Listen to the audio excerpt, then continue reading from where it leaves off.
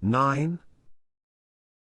Zook gets home a little bit before sunrise. The garage door opens automatically from the car from the button from Bud, and Bud calls back in the car. Boss, be careful. He points to the front, the door to the entrance to the house from the garage. The knob is broken off, and the door is slightly open. He pulls out his phone and calls Zant. Zant answers. This better be important, Zook. I have things to do before we sleep. My haven, it has been broken into. Please mystically come look around. I did not get a reply back in text from my retainer earlier, and it has been hours. You really need Petey's number for. You think I'd trust him to know where I live if I can help it? Please just come look. I am betting the worst after my last trip. I am worried about someone watching.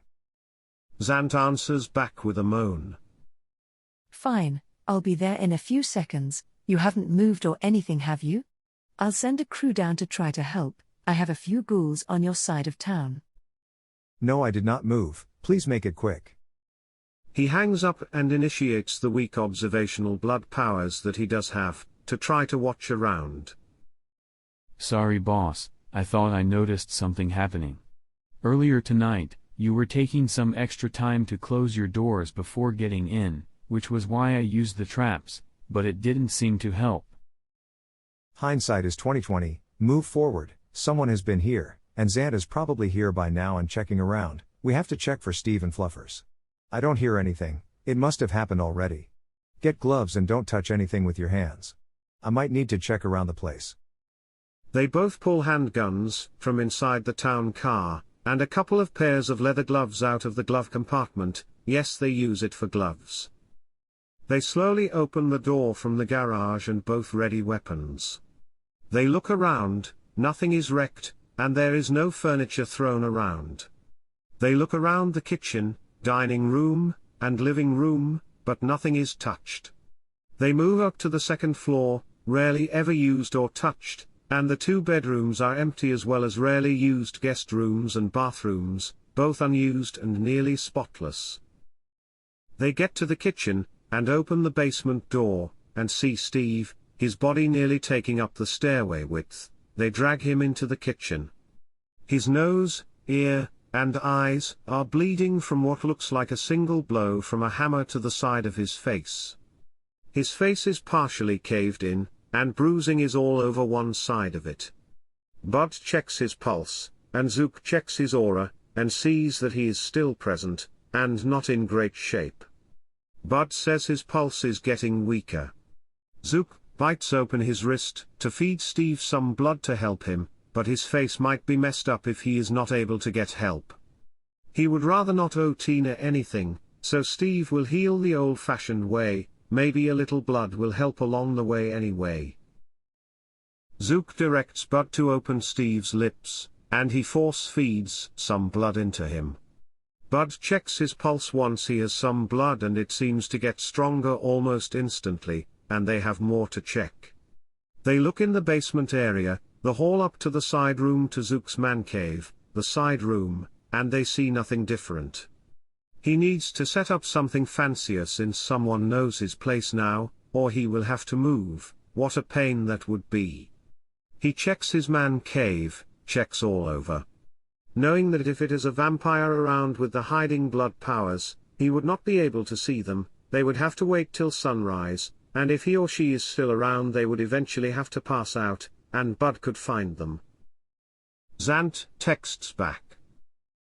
I only see yourself, your ghoul, and your nearly dead bodyguard. I looked all over the house a few times, and I can look all over. I didn't see anyone. Bud, when I pass out, you and some ghouls coming over, need to check around the house. I don't have much more blood I can give him, but he should wake up in a little bit, hopefully, decent enough till we can get him to a hospital. My boss has sent a crew of a few ghouls, like you two, to help out. Let's both go up to Steve, we'll get him downstairs so that you can watch us both until help gets here, and you all can check the place for any others. Give it a few hours, it is damn hard for us to stay awake after sunrise, but we can do it. Give it a couple of hours, then look all over, in closets, and under beds. After a bit, look for the cat too. I think she probably has been taken, since she is a witness, somehow whoever it is, figured it out. Yes boss, how did all this happen? Zook wasn't sure, answering. No clue, bud, but we will figure it out. They both carry Steve back down the steps, and drop him to the floor. Within minutes they hear multiple footsteps upstairs, and less than a minute later, 4 guards make their way down the steps with rifles and riot gear ready for a fight. Bud raises his arms, and Zook leans up raising his arms as well. The crew is methodical and looking all over. They open the doors to the side waiting room, then to the man cave. Zook calls out to the crew. Team, there are the 3 of us that live here. We are looking for a possible intruder and a cat. Don't hurt the cat. This man needs medical attention as well. One of the crew members walks out and checks out Steve on the ground, checks on him in general, and Zook can't make it much longer.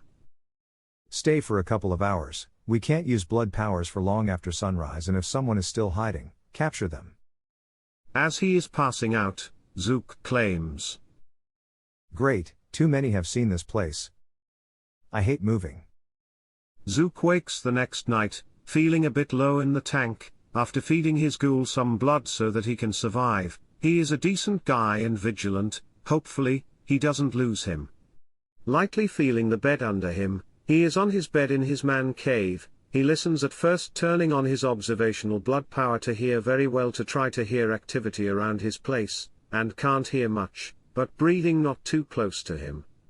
Zook opens his eyes to search around. He doesn't like having someone in the room with him as he sleeps, but he'd make an exception in this case. Last night was not one of the fun ones. He sees no one but Bud in the room with his back up against the wall, wide awake looking back at him. Boss. He sees that his employer is awake, and stands out of the chair to walk over. Status? Asks Zook, wondering how the day went, likely knowing their current situation. Bud answers. The cat is gone, Steve is still passed out, but he will make it. The guys that were here and I, all checked the place top to bottom during the day, looked in crazy places like in closets, under bed sheets and towels, under the couches and beds, and we got nothing. Whoever it is probably grabbed the cat first, knocked Steve out, and walked out. The other guys mentioned that it is not a regular weapon, looked more like a hammer or a fist blow, and just one, and they know of the blood power to add strength, and if that is the case, they mentioned it is a lot of it. They said with all the testing they have seen, even with the blood you gave Steve to make it, this is with the force of a sledgehammer to a few square inches on his skull, another would have killed him. With the extra blood you gave him, he will just have some hardy bruising, and they will send notice at the hospital when Steve can talk. His jaw might be a bit loose as well, but we will get something. Zook pulls out his phone and checks messages, nothing from his boss, Zant, nor from anyone else, so he sends a text message to Zant. Hello boss, thank you for the help last night, let's talk in a little while so I can give you details. You likely got info from your employees but will want to go over it all in person when you get a chance. I have to check around my place and go out for a few things, but we should meet maybe a bit after midnight. Zook sits up on the bed. Just got the news to the boss, and we will get in on this strike soon. Some of the others within the organization are checking on a possible location tonight. Hopefully, they will figure something out. I'm not sure where to start to find who struck out, but we'll change and investigate around the place to see if I can find stuff. Thanks Bud, get out so I can change. Bud leaves Zook's man cave, and he changes into a more comfortable collared shirt and pants, not feeling like dressing up tonight. Using his observational blood power to investigate the place, he placed his hands on different objects that were likely handled by the intruder. Door handles, and his computer. He looked around and asked Bud where the cat handling carrying thing went, and Bud said that they couldn't find that during the day, so it might have been taken. One thing that he knew was likely touched at least first by the intruder is the doorknob that he broke to get into the place. It is broken off. He hears a ding from his phone. He will check it in a second. Out to the garage he went, and checked a few things out, taking the doorknob in his hand. He rolls it around trying to gauge any feeling from it but is not able to get a thing after a couple of seconds. There seemed to be no feeling in the object in general. Either the intruder wore gloves as well, or there is little to no feeling that went into this intrusion, not even a little hint of excitement, there with a purpose. The door is not splintered, but the doorknob is bent out of place and would not work again. Bud, do we have any extra door knobs that fit this same key? Yes, boss, in the garage supply, I can get that done. Bud goes out into the garage and checks their supply of light bulbs, keys, tools, and finds the package of the extra doorknob kits they have, and sets it up on the door from the garage to the house. Since Zook is not able to get anything off of any different items around his place, he checks his phone, a message back from Zant. Sure, we can chat, usual place, 2 o'clock. Sure, see you there. He replies, he is low on blood, and needs to get some more before it got too late yet again. He is not in the mood to call some of those he has that he can feed from without being subject to strange blood, or consequences. He wanted to hunt. He is not able to drink certain blood, mostly he could not drink animal blood, not that he did not want to, it is part of his blood type that he is not able to drink some types of blood, sometimes he wishes he could, because of circumstances. It would be easier, could purchase it for emergencies, and much easier to hunt, especially these days. Tonight instead of just asking, and being given someone's blood, he wanted to hunt, and tonight he wanted to try some, workout blood. This is what he called blood that is full of endorphins from sweating, and working out. He had a membership to an all-night gym for just this case. Vampires do not get a whole lot of benefits for working out, because their muscles do not work the same as they used to, but the blood from those who did, could sometimes be a rush. Bud, we are going to the gym, I need a workout. Bud knew what this meant, and he would be taking the boss to get some blood. After making sure that most of the stuff is back in order, they set off for the boss to hunt. Bud drives off with his boss in the back, and they go to the all-night gym, a few miles away. He might come by here once a month or so to keep himself sharp. When he calls around for some blood from those he keeps track of and feeds from, often paying money or other things for their blood, the thrill is gone, as he explained to Tina a little while ago. He has been to Reed's place a few times recently, he does some parties for guys like him when asked, so that the blood around his place is full of liquor, or other fun things that are considered a possible delicacy. Tonight he would take the chances of going out, and actually hunting like he used to need to, decades ago. There were a few cars at the gym parking lot for the night, a usual sign, and after Bud parked, he waited outside as usual. Zook left his beige trench coat in the car, it is pretty noticeable, compared to his current clothing, and went on in with his membership keychain, but did not bother with gym clothes, he rarely did. This is an old-fashioned gym that also did not have cameras all over, and it made some hunting easier. He walked in checking out the talent, there were many treadmills, bikes, and weight sets. He circled the gym in his non-gym attire, and saw that there were only 6 working out for the night, 4 men and 2 women. His mind raced as he thought of the hunt, the taste of unknown blood, the possibilities of the fear on their part, and the enjoyment. He is getting a buzz just watching others work out, watching the effort they were putting into it. The endorphins in the blood had a sort of tanginess to it, like a sort of lime zest and juice to a plain bowl of rice. He eats that plain rice too often, he figures, and thought he might treat himself. He checks out the auras of the patrons here tonight, the women are human, and 3 of the men were plain human as well from what he could tell, but another is not. He could not tell what this other man is, but he did not worry. The ability to check on auras is not perfect, but there are a few that he needed to worry about, and he had been coming here for a few years. On the rare occasion he would work out, just to sort of get a feel of the place, if there were too many around he would not hunt, but tonight seemed like a decent night.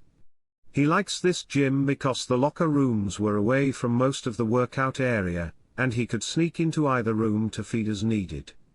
One of the women finished her workout after about 10 minutes of Zook walking around, and started walking back toward the locker room drinking from her water bottle. This woman is thin and petite, with black hair, sweat is glistening off of her smooth skin, and he had often seen her at the gym working out. She worked out sometimes late at night, or after midnight. Maybe her job had her working so often that she is unable to spend time on herself otherwise. He is surprised, keeping her in his mind. She made him think back to Tina. She is about as skinny, but this woman's chest is a little larger than hers. Wait, is he about to put someone else's body in all this? He shook his head, clearing it. He is in the middle of a hunt, and he should not be distracted. He gives her about 10 seconds to get her clothes and walk to the showers, and he walks to the outside of the locker rooms to listen with his heightened hearing to listen to her walking around the room. He hears her walking between the lockers and the shower area and looks around at a glance outside to see if anyone is watching. He sees no one. He walks into the women's locker room. Knowing the layout, he walks toward the shower area, listening to the woman walk closer to them, and hears her open a shower curtain, giving him the cue to walk in and take off his shirt. He drops his shirt on top of her clothes on a bench. Stepping more lively up to the shower she is about to use, he holds the shower curtain open when she tries to close it. She had not yet turned on the shower as well. Zook's eyes locked onto hers in her surprise. Do not scream or call out. He whispers to her, as his influence over her washes over her mind, like she is about to lose herself in a nice relaxing shower, after a workout. Her mouth opens in a mockery of her desire to call out for anyone's help, and her voice chokes in her throat. The woman is naked, about to start the shower, and as he holds her arm up, his eyes follow her lithe arm down to her thin neck. Using his other arm to take hers, she struggles to break free, but he is no novice to the hunt. He holds her arms out to prevent her from moving around and bites into her neck as he pushes her back into the shower stall. She moans in ecstasy as the kiss takes over, her body's reaction to being punctured. Her arms stop trying to break loose and she wraps them around him, her arms barely able to meet each other around his much larger back. His arms are able to secure her well though, as he drinks from her, getting into the groove of things. He lifts her naked in his arms. He is not one of the strongest vampires, but he is fairly strong as a regular guy, and he presses her back up against the tile of the shower stall, her legs wrapped around his waist, her body shakes, and her head rests on his shoulder. It would be a shame to kill such a beautiful human specimen, so he took enough to be well for quite some time, but knows about how much he should take to still make sure she will be okay. He pulls his teeth back from her skin, which is much more sweaty than it was before she went in for a shower. He licks her neck to close the marks, the magic of his blood helping her survive, and licks some more of the rest of her blood off her neck, kissing it lightly as would a lover. She seems pretty weak as people usually do, after being fed upon, but she opens her eyes to see him for the first time. She uses both her hands to hold his head, and brings her mouth to his, kissing him as would any reciprocating lover returning a passionate embrace. Zook forces her head up to his eyes once again to influence her. A stranger walked behind you naked into this shower stall. You can remember looking down at his hard body, and it excited you. He ravaged your body unlike you've ever been handled before, and left you to shower off. It is the most intense sexual 10 minutes of your life. No one hurt you, and you will remember nothing of this stranger, his body, his voice, or his clothes since he wore none. You will not donate blood for at least a week. He leaves her alive and well, if not woozy from the loss of blood and the workout, and closes the curtain to the shower. Her clothes and towel rest on the outside of the stall on a little resting bench. He takes his shirt and listens intently again for anyone that might have come into the locker room, and hears no one. He does however hear the shower turn on, a couple of seconds later. Walking on by, toward the gym exit doors, the man calls out, not too loudly, but loud enough for him to hear. I certainly hope she will be okay. Zook turns around to see what he might mean, and he gets a smile and a wink when he catches his attention.